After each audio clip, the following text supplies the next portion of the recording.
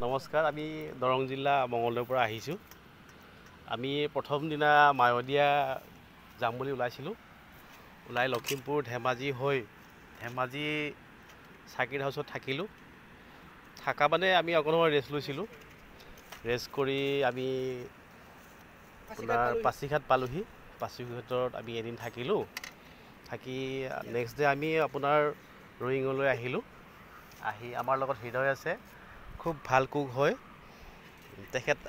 ভোজৰ ৰান্ধনি এয়া লিটুল বড়ো, আমাৰ দৰং জিলা উপায়ুক্ত কাৰ্যালয়ৰ কৰ্মচাৰী, অতিকে ব্যস্ত। তেখেতে দালি বনাই আছে।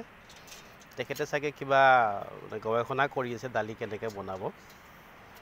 আমি ৰয়িং গ'লোঁ, ৰয়িঙৰ পৰা মায়'দিয়া গ'লোঁ। আহি ৰয়িঙত ষ্টে' কৰিলোঁ, কৰি আকৌ চিন্তা কৰিলোঁ পৰশুকুণ্ড যাওঁ। তেনেকৈ আহিলোঁ। এনেকৈ আহি ফালে এতিয়া পৰশুকুণ্ড পালোঁহি। তাৰ ভিতৰতে আমি তেজু ক্ৰছ কৰিছোঁ, গল্ডেন পগোডা প'ষ্ট ক্ৰছ কৰিছোঁ। কৰি আমি এতিয়া পৰশুকুণ্ডলৈ আহিছোঁ। আহি এতিয়া খাবলৈ আৰম্ভ কৰিছোঁ। আমাৰ মৰমৰ ভাইটি হৃদয়ে চাহ বনাইছে। এনেকৈ আমি ভাতটো খাই লওঁ, খাই উঠি আপোনালোকক আকৌ জনাম। ধন্যবাদ।